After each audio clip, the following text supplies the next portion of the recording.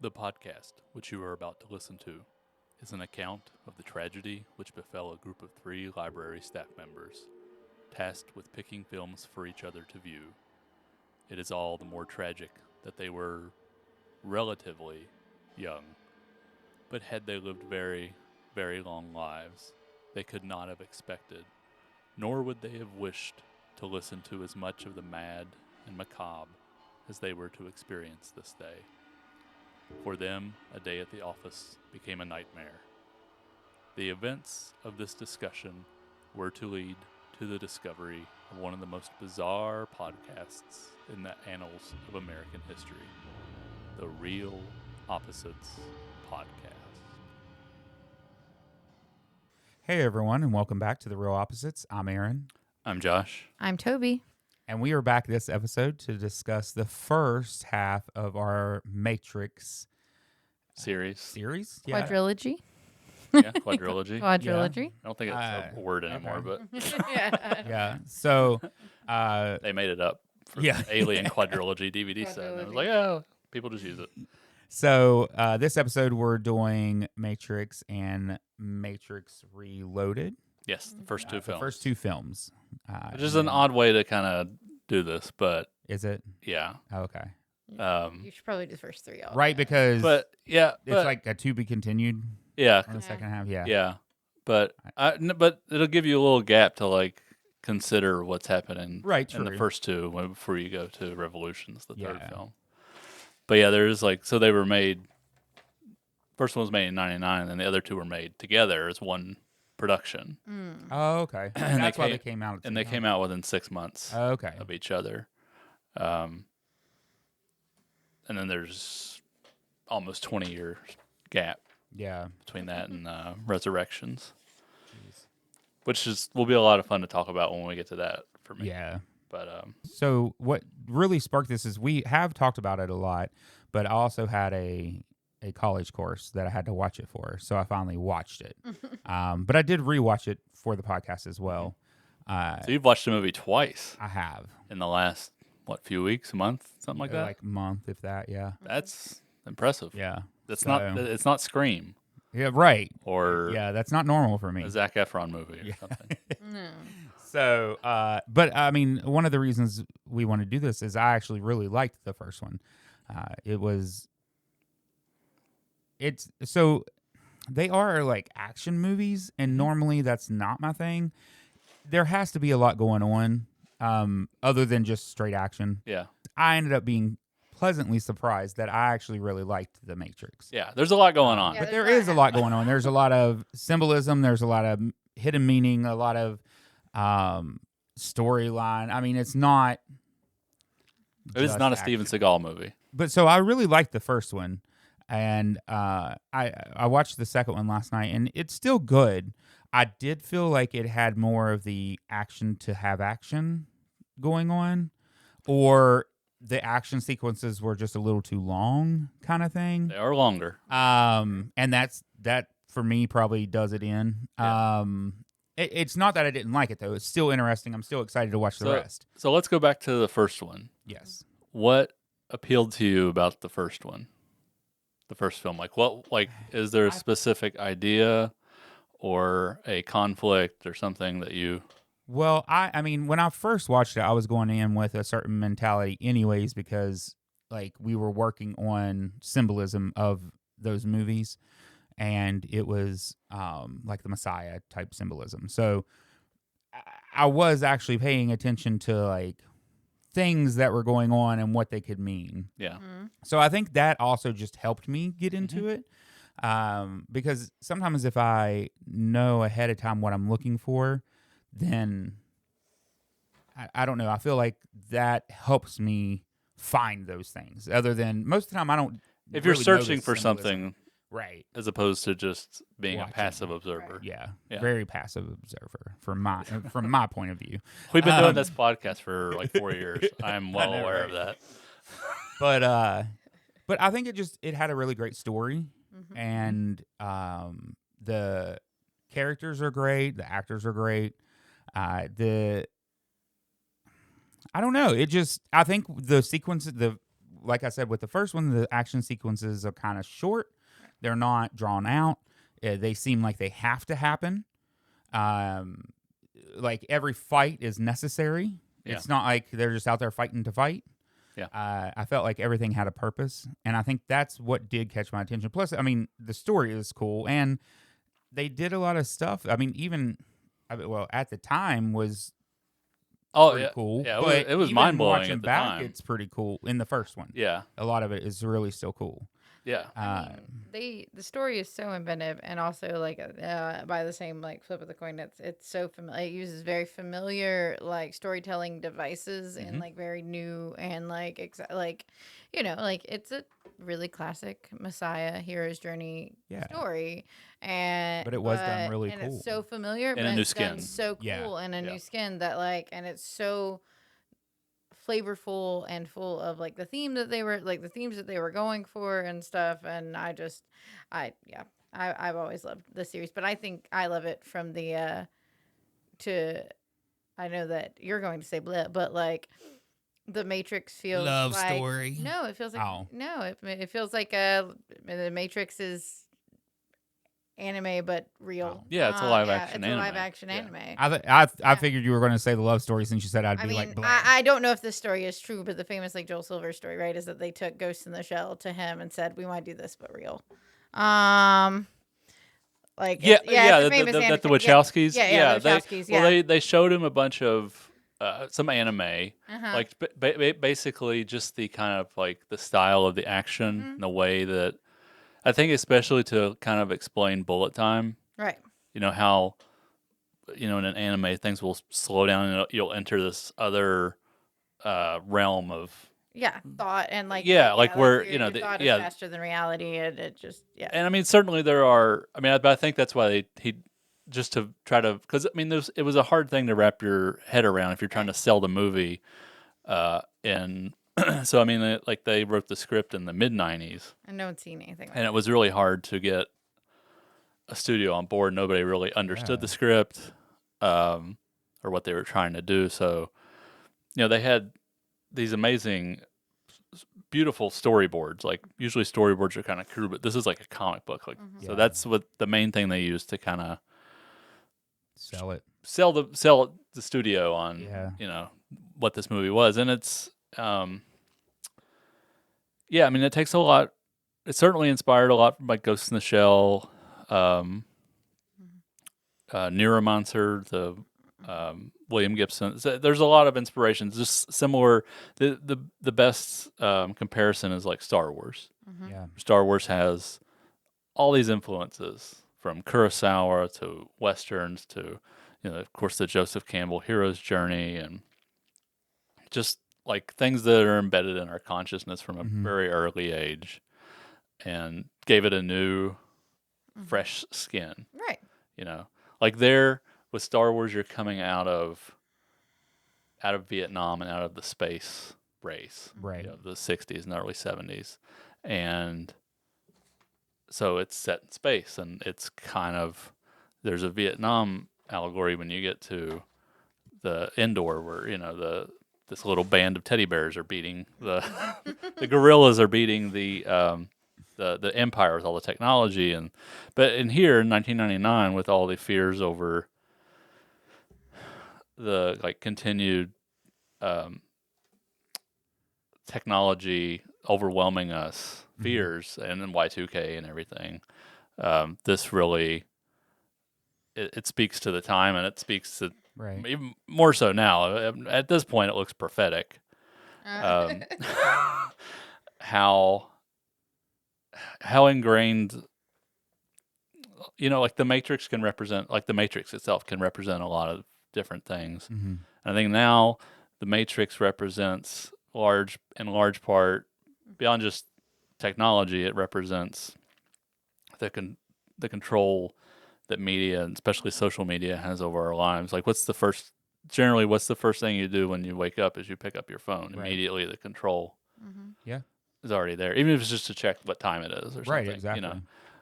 But you can't help. Okay, well, what's the time? Oh, this person sent me a message or whatever. 100%. So you're hooked. Yeah. And the whole idea of like what's real is not what we perceive, right? Like, Yeah. and like social media definitely like contributes to that. Oh, Of, Oh, like, yeah. you know, like this. Yeah. We were just talking in one of my library classes about like tools to teach misinformation and disinformation. And there's this game called We Become What We Behold, Hmm. which is it's just a little point and click game where you're a photographer and you're taking photos. And when you take photos of like pleasant things, no one watches. And if Yeah. you take photos of things that are like, you know, you start to build this narrative that everyone hates each other. There's so Yeah. much like negativity, like everyone is out to get each other. And then eventually, like in the game, it just evolves into like, Yeah. There's chaos and anarchy. But like, that quote from yeah. Smith when he's like interrogating Morpheus, where he talks about human beings like you define your reality based on your misery and suffering. Right. Right. Yeah. It's like, man, so much of this stuff is it's So on point. it's so well written and like acted, like Mhm. just the way Hugo Weaving especially delivers those Well, lines, I saw and the idea that he's a program, Right. right. and that's one of the things I love so much about these movies is like spiritually man imbued the machines with his own essence, and then the machines in turn reflect that back. Yes. So I love seeing, especially when you get into the sequels, Mhm. how much more human or represent different aspects of humanity the programs do. Right. So Yeah, I saw Lawrence Fishburne. Fishburne, Fishburne. Mm-hmm. Did I say it wrong? I like him a lot. Anyways, yeah, he's Lawrence great, Fishburne. great voice. Yeah. He said that when he read the script, he loved it and didn't understand how other people didn't understand it, but he actually thought it wouldn't get made because it was so smart Yeah, Right. and well written. And I think that's another thing that makes it interesting is because it is well written. Oh yeah. And like we said, it's taking very much the simplest of like Messiah type of storyline and other little tropes that are used in, like anime and like you said, things like Mhm. that. Mm-hmm. But the way they've redone it, they've written it, it's just so smart and it's so different than anything else that was or has been done. yeah. I mean, yeah. It was actually like a it was interesting thought. Yeah. it's one of a handful of like watershed moments Mm-hmm. in not just genre cinema, but just cinema, Right. where it's like, wow, you can do that, and Mhm. you can wrap all these ideas and philosophical questions and questions of spirituality and technology, and wrap it up in such an entertaining package that these people will go and they'll read Out of Control or Simulacra and Simulation and all these texts that make them question Yeah. reality. And I think that's the one of the best things the films did. But yeah, like I would say, like King Kong and Star Wars and Jurassic Park and The Matrix. And those are like special effects films, but they were firsts. Like you've never seen Yeah. anything I agree. like that on screen. Yeah. And yeah, The Matrix is. I can't think of anything. I mean, there's been maybe a couple since then. I would say, Yeah. like Lord of the Rings and maybe Avatar, Mm-hmm. that really kind of broke new ground and were something I'd. Like Yeah. Avatar in 3D was like I felt like I left the theater. Right. Well, I mean, it's hard. Like, it's hard to make something like nothing's new under the sun, right? Like, Yeah, yeah, everything uses these same like building blocks, so it's hard to make something that feels new. And like The Matrix felt new. I mean, it feels new now. Like when you watch that's it, what it I was still saying. I feels mean, it's different. still It still worked. Like Like, it hasn't aged today, and it's like I love the part where he's like, if only, if anything, it just becomes more relevant as, Right. as Yeah. time marches onward. I love the part where Morpheus is like, he's telling Neo about everything that happened, mhm. and he's the the Matrix was made to represent the end of the 20th century, the peak of your civilization. I'm Right. like, yeah, 1999 was the peak. Yeah, that's about right. It's all kind of been downhill ever since. Isn't that And crazy? They already knew. Makes you think this was like a message sent from Right. somebody within the simulation. So. Well, that, and I think like if you're, so many people don't pay attention to the world around them, right? But I think when Yeah. and I think that's the ultimate, one of the ultimate points of the Matrix itself is like, what is it to just exist within reality, and what is it to really engage Right. with reality, right? So like, and I think if you were alive in '99 and you saw the way that things, things were going. We're heading there's no way to know, but we were heading towards a major recession. We were like that was going to happen in 2008, and I think that the seeds of what reality was becoming were probably there and present. Right. And if you're paying attention, then you know what's next, right? Like yeah, yeah, and I think in that way they really kind of were a bit of like a Nostradamus or something. Like they kind of Right. saw, because in '99, like the internet was around, but the internet was created by people. Right. Mhm. It wasn't a giant billboard Right. for Yeah. Corporations and stuff. corporations Yeah. to spy on you. To Originally. originally wasn't. It was a lot of like fan pages, and it was forums and you could maybe community- buy a movie actual ticket. community Yeah. of You could some order some sort. books on Amazon. Nothing else, just books. Right. Very I that's how I know my age. Is like I could order just books. Right. Couldn't order I remember when Amazon was a books. blanket or anything. Yeah. So I mean, it was. I mean, even then in the Y2K thing, like there was a lot of concerns over the possibilities Yeah. of the internet. I think there's like a David Bowie interview where he's talking about it. It's from the 2000s, and it's eerily prophetic if you want to look that Yeah. up on YouTube, where he's talking about how basically the good that it could bring people together, but ultimately it's not. It's The not going human to. nature Yeah. won't really allow that. Well, and then the whole Y2K thing, I think showed how much control really that was our first glimpse into how reliant the world would become. I think on computers, and how all systems are going to function around this, and then And the panic. And what happens if something goes wrong, So and what kind of panic does that cause? And Just out of curiosity, you probably weren't really old enough to experience. not fully. I was Yeah. 7. I was when going to say Y2K because I was happened, in junior high. yeah. Or actually, I might have been in 6th grade. But man, was it a weird time. I was To little. look back and be like, we all I didn't believe it, but people believed that. Yeah, people were building bunkers. Yeah, like it was the end of the world because the computers were going down. So we didn't have a house computer until after Y2K. Mm-hmm. So You didn't have anything to worry about. yeah, we No. were. So I don't remember any sense of panic in my parents and stuff. But I mean, I was old enough to hear people talk about it and stuff, Sure. but not to process what that really meant at the time. Yeah. Um, So it is interesting that we went through that and that was about the time this was written and things like that. it's kind of wild to me that is now currently the fashion hype with the younger kids is Y2K fashion is coming back around. Oh yeah. And I'm like, this is You mean like technology and stuff from that era? that, but also The stretch 90s clothing, and early 2000s, yeah. 90s, early 2000s. People are creating their nostalgia rooms. Yeah. Mhm. They got a CRT TV and VCR and I'm not gonna lie, I think that's pretty one of those- Tamagotchis are filling the that- world. Yeah. those the clear phones. I would. I had one of those. I would. Lit up when it rang. Yeah, I remember that. I would give good money for a clear computer. Oh, yeah. Yeah. when those iMacs came out. Yeah. They also came with the different collars. Yeah, on the there's back. there's an interesting things look boring now. Mm-hmm. They do. Like they keep putting up we had cool stuff know, in the 90s. Yeah, I mean, if you buy, you could buy a phone that An looked like inflatable really chair. futuristic and from the Sure. Jetsons, and you could buy a laptop or a computer that was it wasn't just a box. Right. And then architecture too is now all we do is make boxes. Yeah. Yeah. They put up a building down on the boulevard. It's just a giant box. It's Yeah. ugly.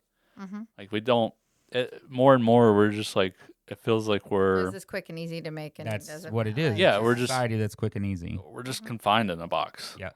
We only see straight lines. We don't see curves. We don't see any colors other than gray. And, Well, I noticed that. I mean, as little as it is, but when I was looking for a new laptop, I was like, all the You specs can are. get You can look black at specs. and white. Right. It Oh, was that's like Silver. dark Silver. blue, silver, black. If black, that Yeah. was. I rarely saw that. Yeah. Like I ended up with like a cream color, and I was like, oh, that's different. That's different. But I mean, like, it's just everything looks the same. Everything. My theory about why they don't show the inside of things anymore is that they like want to keep it obscured. Oh, Like, certainly, if like you can see Apple, the yeah. inside, then you can Oh, fix it, right? Like It's amazing that they you actually can- made that, actually. you can Right? see- Like the clear, Very clear surprising. monitors. And you can see what's broken, Yeah. and you can, But it looks cool. so. well, that's my point. It's like you can kind of make like it's all planned obsolescence stuff, right? Like if Yeah. you like, most people are afraid to like crack crack something open and figure out how it works, right? But Yeah. But if you can see it, if you can see it, then it's less scary to crack it open and try to fix it. Right. You know? yeah, I mean, Like, you and know? then similar to bringing it back to the Matrix is like we've had our eyes shielded. Mhm. That's a way of doing that. mm-hmm. Because he talks about certain people are unwilling to accept the programming. Mhm. Right. That's why they end up out of the Matrix and they Right. end up being Right. able to be freed, or they end up being the anomaly and being the one. So we live in a Matrix, and this is a system of control, and it's not as clear cut as like we're in a simulation, but ultimately those with power Mhm. are in control of our actions subconsciously Right. or They're in consciously. control of what They we ruin our consume. drinking water. They Yeah. Right. for data centers, and they ruin the environment and make healthcare unaffordable and lobby anyway, we can go down that road. Yeah. Well, no, I But- mean, that's not like, I mean, That's what yeah, I mean. that's what it is. That's Like, what it is about. Right. and more, even from the technology perspective, like we're losing our insight, Mhm. and it just exists. Like, I mean, there've been a couple of studies that like, still, even though newer generations have grown up with more technology to work with, millennials are still the best at like the millennial Yeah. that era is still the best at like Problem solving. with Yeah. computers and understanding how the back end works and figuring out how to code something if you need to. Whereas like, so much of stuff happens at a push of a button now that no one knows why the button works. Yeah. And and then we've moved away from We've like simultaneously lost the ability to fix things, yeah, and then are so reliant on them that they must exist. And yeah, like- but also, well, we don't have to fix it. We'll just replace it because Right. things are Right. cheap and cheaply made, or they're not cheap, but they're cheaply made. Mhm. They design appliances to fail Mm-hmm. within a certain amount of time, Mhm. so that you can just buy a new one instead of. Getting it. And they make the parts like, well, the parts are. Oh, sorry, they don't make the parts anymore, so you're gonna have to buy a new refrigerator or. Right. And if just- they do make the parts, it costs as much to get the part as it does to fix Yeah, the new thing. yeah. Yeah. new thing. So again, it's a system of control to keep you consuming, to keep you. Mm-hmm. Oh, well, because when you walk in your house and you see that nice new shiny fridge, you're like, yeah, that's my shiny fridge. Right. Exactly. So you get that little dopamine hit, Yep. even though it's just a silly fridge. Sure, and then simultaneously you also get the I can't really the Pay my AC bills. must be replaced, so therefore it must be bought, and I Pretty don't fridge, really have nothing the in it. money for Yeah. it. Yeah, like and Yeah, it's So I'm assuming Matrix did well when it came out. Oh, yeah. From what I remember, of course I hadn't seen it back then. well, it kind of came out of nowhere. but, mhm. Again, because it's not a it was original. It's an original Right. film. It's not based on anything. Keanu Reeves was not exactly nobody in the cast was Huge. hot at the moment. Right. Like Speed was 5 years ago, and he hadn't really had any hits since. Lawrence Fishburne, I mean, great actor, but not like nobody was a huge star. The Wachowskis had only made one movie up to this point, which Bound, which is fantastic. Such a good it's like a little indie film with Jennifer Tilly and Gina Gershon and Joey Pants, who plays Cypher in this. And so there was like this. It opened huge because there was like the trailer was awesome and it kept it didn't tell you. It was the whole the website was called "What is the Matrix?"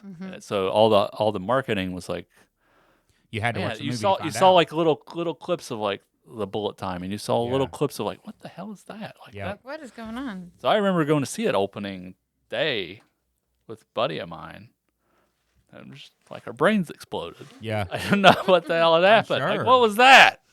Right. I was like, because he was like, yeah, let's go see the Matrix. I'm like, man, the Keanu Reeves movie? Nah. Because I'm all up on Star Wars. Star Wars is Right. coming out in May. Like, I don't give a shit about anything else. I can't think of anything but Star Wars. Like, maybe the Mummy looks cool. The Yeah. Mummy was fun, but like, I'm like, yeah, sure. So let's go see it. And then it was amazing. Saw it a couple more times, Yeah, and I think that's one thing that and it sold more DVD. It sold more DVD players. I'm sure. Like that was like the first big to DVD release. to DVD release that was like DVD players were starting to become popular, Yeah. and that movie came out like Christmas season 1999. That was the first DVD I bought. Smart. That was when I got my DVD player for Christmas that year. Yeah. Which that DVD player still works. That's awesome. Again, it's like they made things that were used better. to work. But yeah, it was a huge seismic cultural like moment. Right. And yeah, it didn't make as much money as Star Wars, and I love Star Wars, but like it was cooler. Yeah. It was hip, Right. Right. and it was like, it wasn't. It was very different, and I loved that both of those existed at the same time. But Yeah.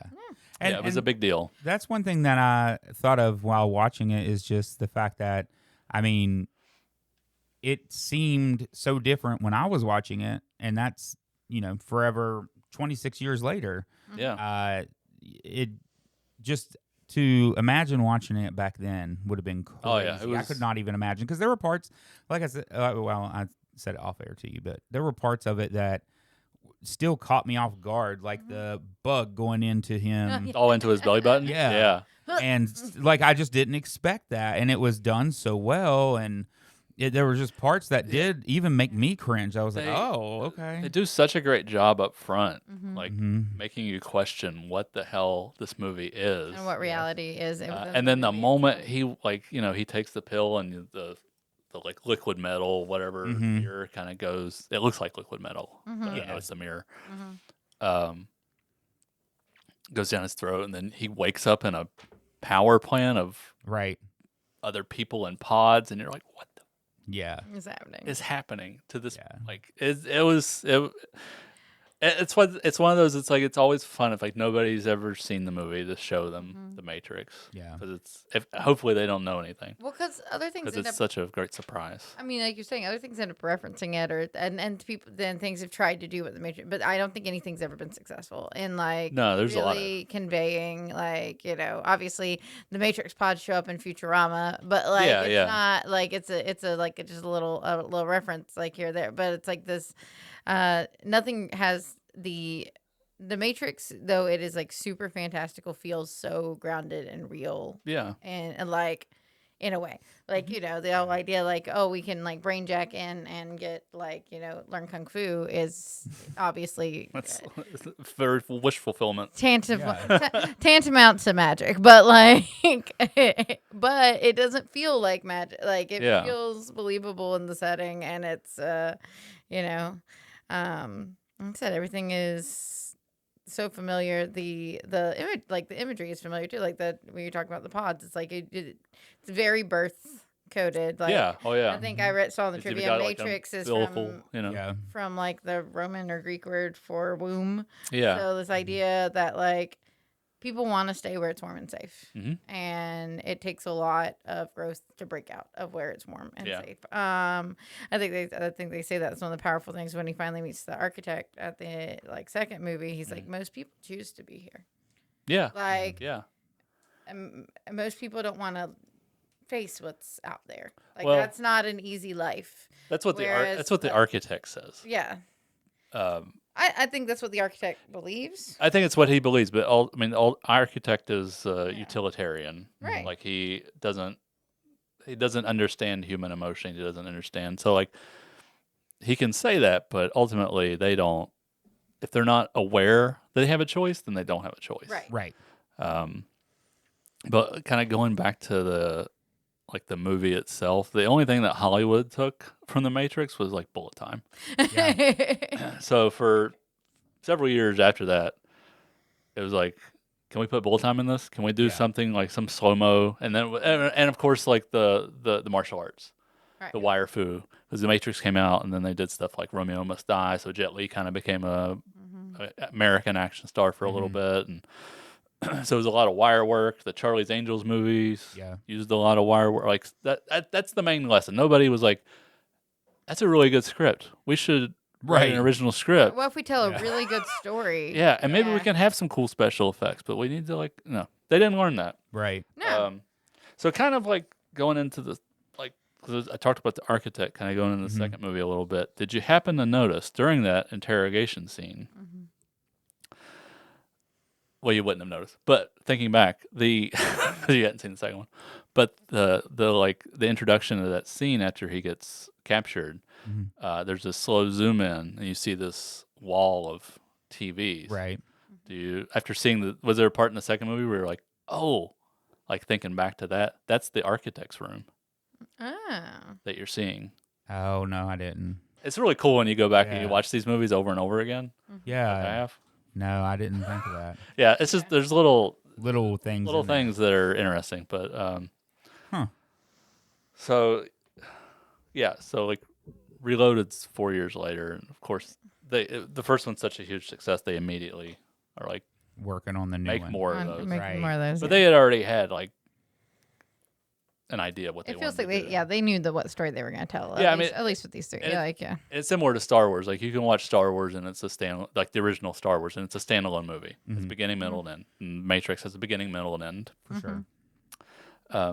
The thing I love so much about a sequel, like good sequels, is that they subvert the original.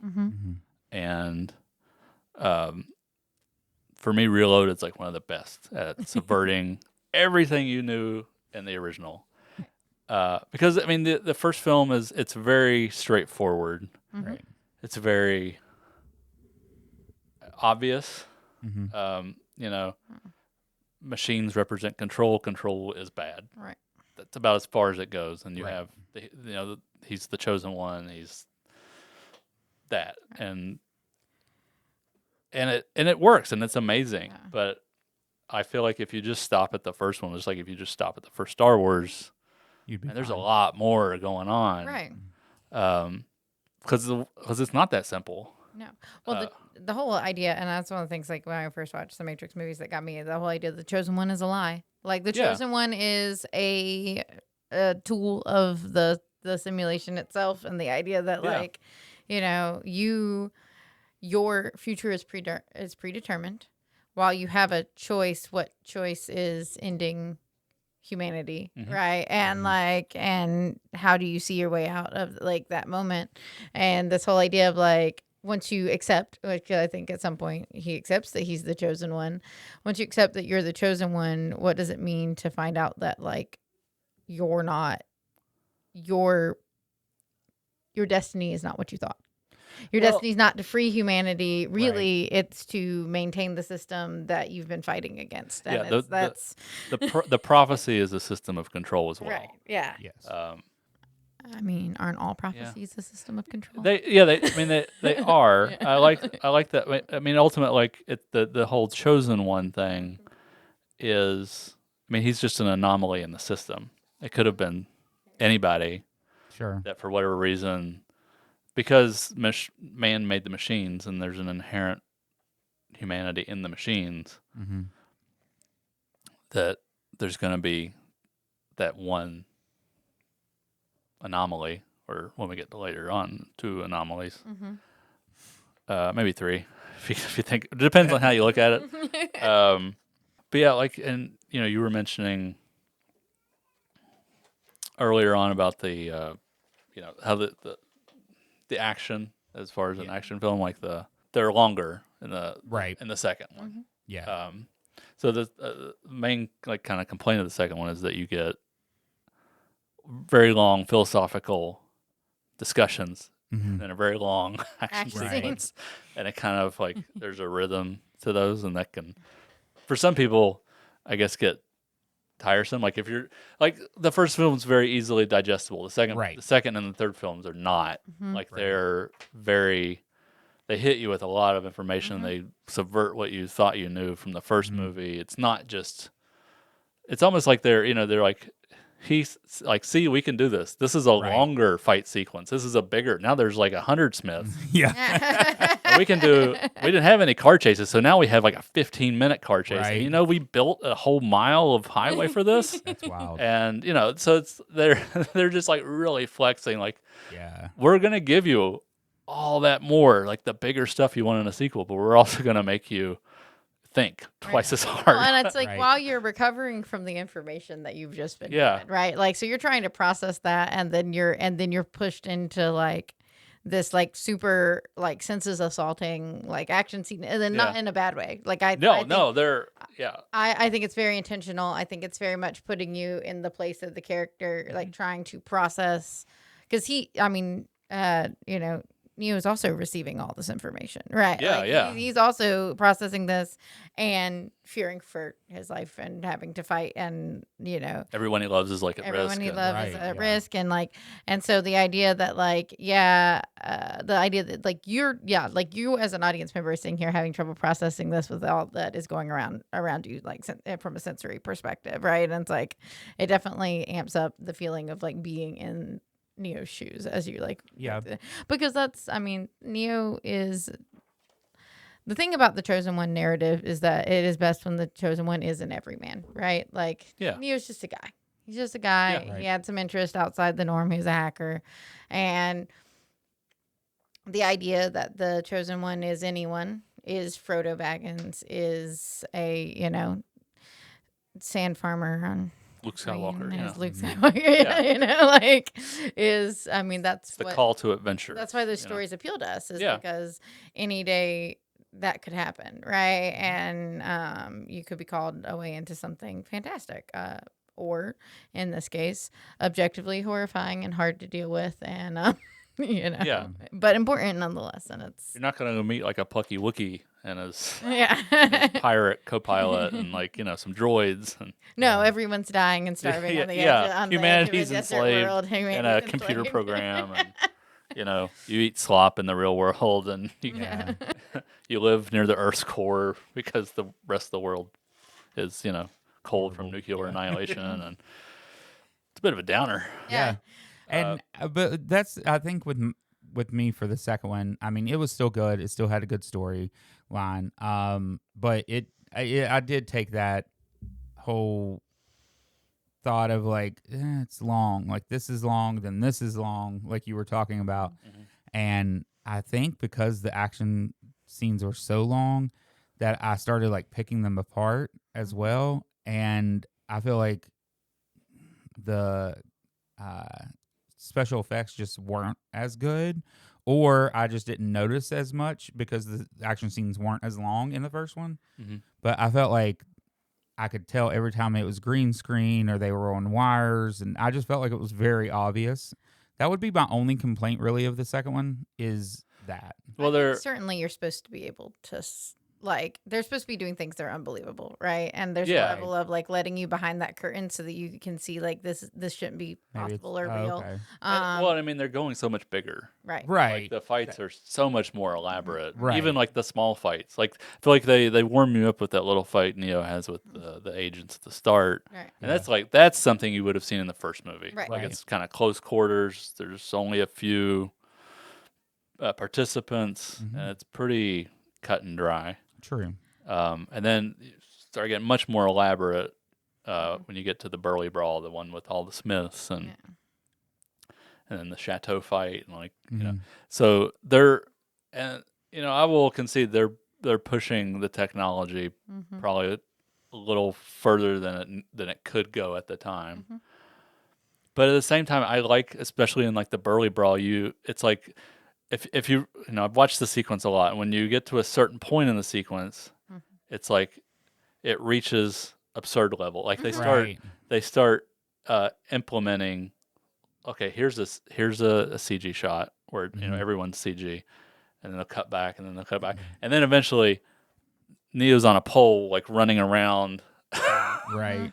on the Smiths, Mhm. and up in the air and doing all these twirls and everything. And it's a complete video game to the point where even when he throws the Smiths, it's a bowling pin Oh yeah, I remember. sound Being, effect, and it's I like, remember looking at Mark and just being What? like, "Come on." What is happening right but now? I love that because Oh, I it's so love that. funny. It is, and but that's the thing. Like Even Neo's is like, also what the funny. hell is going Yeah. on? Yeah, like well, see, like because he's playing with his ability to warp reality. Yeah, right? he's he's like seeing, for the like, first time he's seeing what he kind of can who he do. is. He's being challenged. Right. And I love like I'm a huge fan of wire fu in general Mhm. in everything. Like I love it. Not I surprised. think it is it's a really fun art form. It's like, Yeah.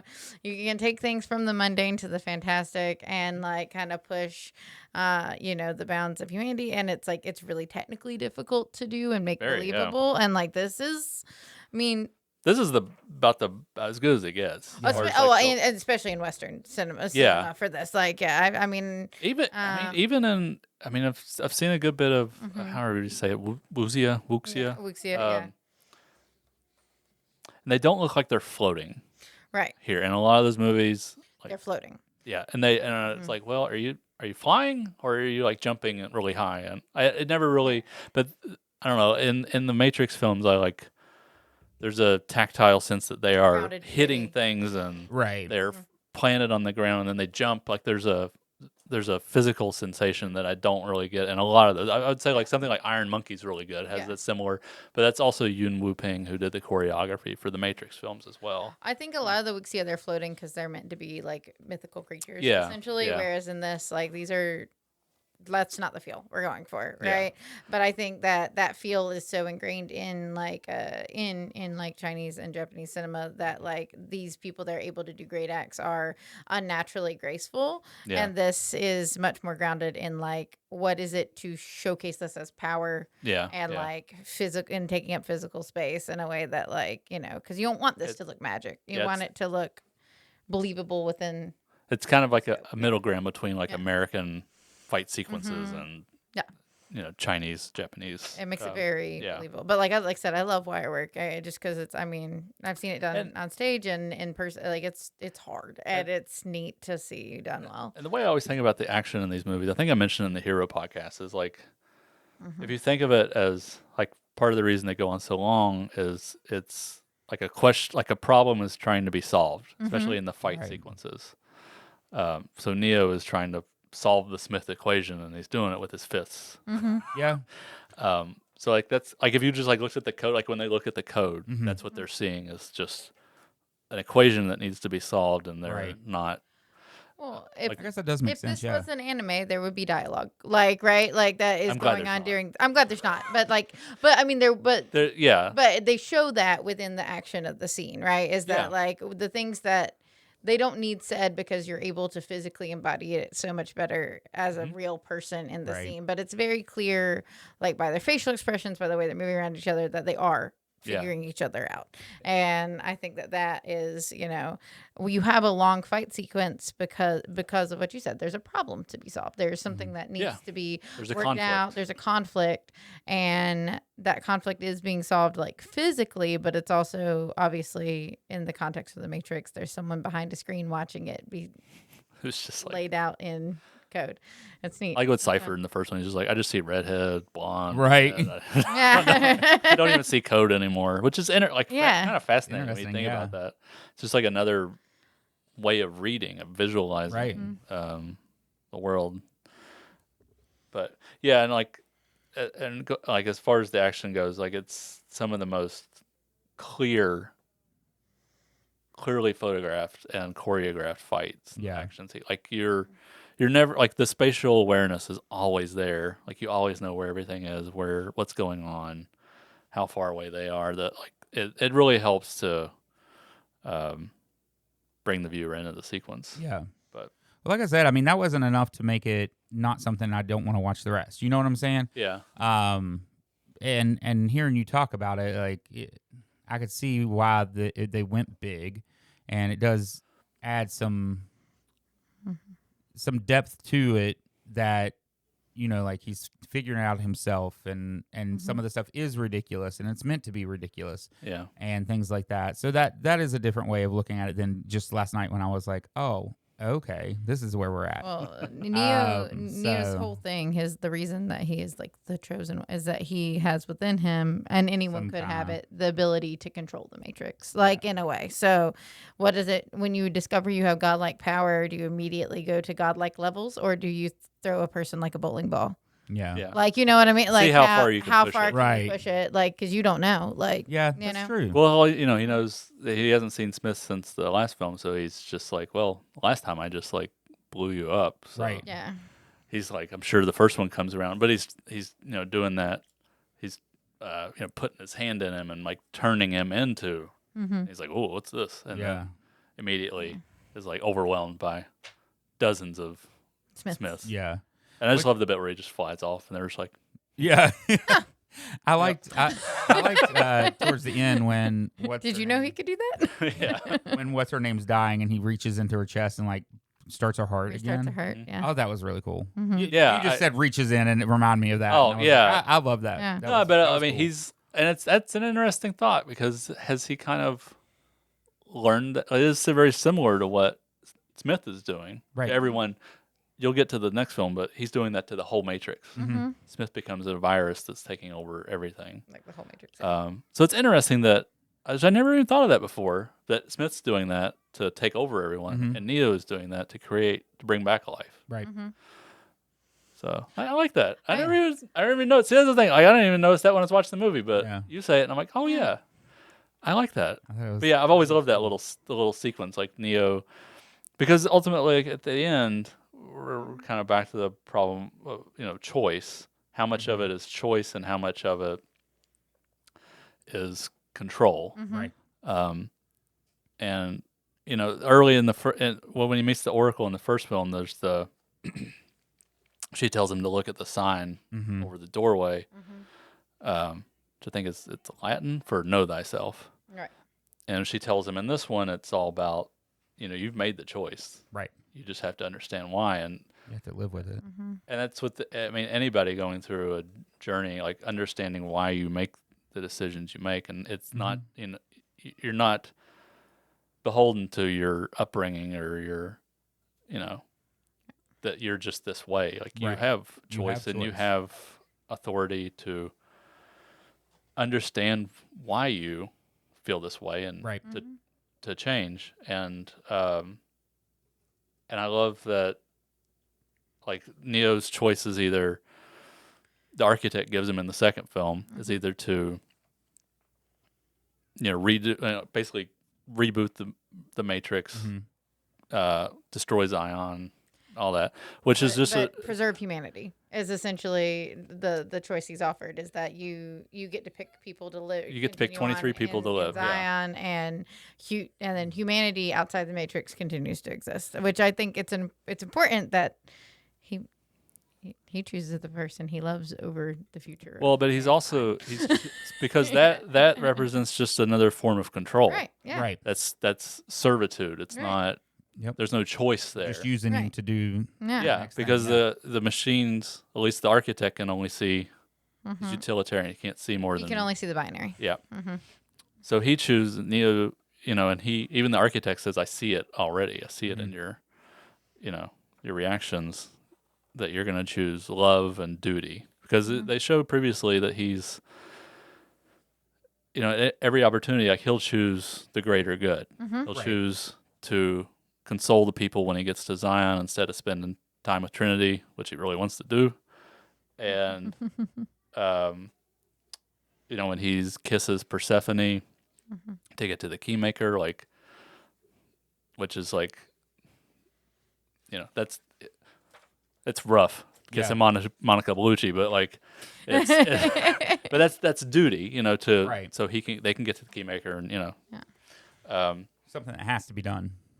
so by the time you get to the scene with the architect, I'm sure he thinks that he's going to choose to reboot the Matrix, and with 23 people,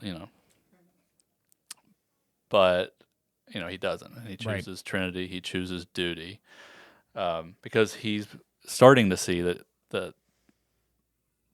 he's starting to understand the choices that he made, which really culminates in the third film. It is hard to like talk about. It's hard to talk about this without talking Yeah. about because it. you haven't seen the third one. Because that choice at the end seems one way and it ends up being another. Like, you know what I Yeah. mean? Like, it seems Yeah. like you've made a choice to like that may in some people's eyes make Neo somewhat of a, like, you know, depending on like what, you know, it's possible for it not to go well, right? And Yeah, but you risk right. no risk, no reward. Right. So if you Exactly. Very continue true. that That's the perpetuation of control, then nothing's going to change. Right. Yeah.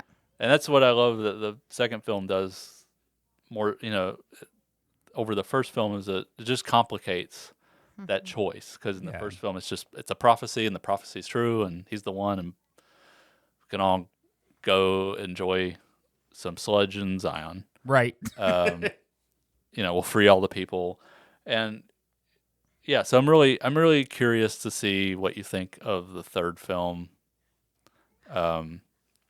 and how that further complicates Yeah. things. I don't Yeah, think I it's did not know it was like a to be continued until it said, to be To be continued. continued. yeah. Yeah, I would. And I was like, ah, I probably would have ended it a little differently. yeah, Like, not the to be continued is a little TV-ish. Mm-hmm. yeah, Um, the way Jackson does the end of the Rings movies is better. Mm-hmm. But ultimately, like if you're watching it, you're gonna watch it back to back. Yeah. At this point, like you're gonna like put in the Matrix Reloaded, and then okay, let's watch Revolutions. Yeah. Yeah. And then, I mean, also at the time it was coming out 6 months later, so they're just Yeah, trying to like which- keep it on, like, you know, there's usually a Keep you bigger on the break Yeah. between, Which, from a success point of view, did not work out. right? oh, Because really? it doesn't. Well, I mean, the Matrix Reloaded was huge. It was very divisive because it's not just a simple. They're just not giving you the same movie again. Right. So people were like, "Yeah, the action's amazing, but man, they talked a lot." Yeah. You know. Yeah. I guess that's true. Yeah. But They it did talk a doesn't. lot. So when you do a sequel, like the Lord of the Rings came out a year in between. So Mhm. if you didn't go see it in theaters, the last one, if you missed it, well, the DVD's out, you know, in the summer. Right. So you Right. can get the DVD, and then you can be all caught up. Yeah. You know, 6 months when the next one comes out in December, or you know, whatever, however you're going to see it and get caught up, or because when you're making a movie, especially a sequel, you have to assume that 50% of the audience didn't like the movie Right. and isn't going to recommend it. So you need the home video. You need, now it would be streaming to like kind of get those other people that did like the movie, and then like, oh, they're going to get excited to see the next movie Right. a year later. 6 months is not enough time Yeah. to build an audience. Yeah. I could see that. And the movie made pretty much exactly half of what the wow. Matrix Reloaded had. They did the same thing with the Back to the Future movies. Right. Yeah. 2 and 3 came out like 6-7 months. That's One came out in wild. November. The next one came out in like June or July of the next year. So Yeah, that seems wild. Yeah, you gotta give people time to come around to it, because also even the people that did like it, I mean, if they miss the middle one, then they're not gonna go see the third. Like, you know, Yeah, yeah. it's like people's lives get busy and they miss things they wanted Yeah, to go I see, mean, yeah. and then it's like, well, I'll just wait till they all are out on DVD or whatever, Yeah. you know. But yeah, I mean, Revolutions is probably even more divisive than the second one because so much of it takes place in the real world, Right. Oh, okay. and it's It's less fun, I guess, kind of in a way. Like, well, I mean, you know, in the second act, like you Reloaded, you're setting up, you know, all these questions. Like you purposely, like Neo has 3 main conversations: the one with the Oracle, the Merovingian, and the Architect. Yes. That really disseminate everything you thought you knew in the first film. True. Yeah. So the second film is like, it's similar to like The Empire Strikes Back. You know, by the end of that movie, you're like, wait, Vader's Luke's dad? How right? the hell did that happen? yeah. So now you're like, wait, Right. multitude of other questions about Mhm. that are even more deep. And you know, you get to the third film, and it just gets more complicated. Okay. So yeah, I'm well, that'll be I'm really interesting curious to see what you see think and about. talk about. And then the other fourth 2, one we're gonna do, which Right. is, 20 years after ish. I mean, it came out, almost, Yeah. I think like about 18 years Yeah. after, That'll be interesting. which is almost like its own episode, I think. But we'll we'll have fun with it. Okay. If you're ever curious, there's on the DVDs, there's really on the Blu-rays, there's really cool commentaries from philosophers. Oh, Oh, okay. This that's interesting. Yeah. it's interesting because the Wachowskis don't do. They did a commentary for the first movie, Bound, but they don't do like a lot of interviews and Yeah. commentaries. So when they did like the box set of the movies, so they have one commentary track that is philosophers talking about the philosophical ideas and spirituality in the movies, and then you have movie critics that hate the movies Yeah. On the other. on the other commentary track. That's funny. And it's amazing how like the philosophers are so like thoughtful, and they do kind of when they get to the action scenes, like, man, it's cool. Whoa. Yeah. Yeah. But and the critics are just like very vapid and dismissive, and Yeah. for most This of would be it. interesting to watch. Well, it's Yeah. because like this is not a movie that you can just like. I mean, it is a movie you can just sit down and watch for the action scene, I guess. Like kind of, but this movie is obviously very much improved if you try to understand. Yeah, you bring to Right. it what you get out of it, what you bring to it. If you So try to understand. if you really want to, I mean, most people view film as just Passive medium. yeah, Right. especially anymore with Netflix and everything. Like there's very little intellectual engagement that people are looking for in a movie. It's just a way to unwind and veg out. Yeah. So there's not any like real action movies made now that have this level of thought going into them. And I think that's why it still holds up because Yeah. it does work on so many levels. I mean, you could, like you said, you get out what you bring to it, and you can bring nothing to it and still have a Yeah, great you can still have action a great movie. time. Yeah. Yeah. So I think that's why they really hold up, and they were just so well written, and they just appeal to everyone. Yeah. Well, they speak to deep-seated existential thoughts Mm-hmm. just about our existence. Right. So, Yep. That is there's true. a lot of cool kung fu. Yeah. Well, I guess that basically brings us to the end. To be continued? Of, To be continued. To be continued. Dun dun dun. Yeah. So join us next time. Watch the third and fourth, and join us as we discuss those. And we'll finish up our little Matrix run here.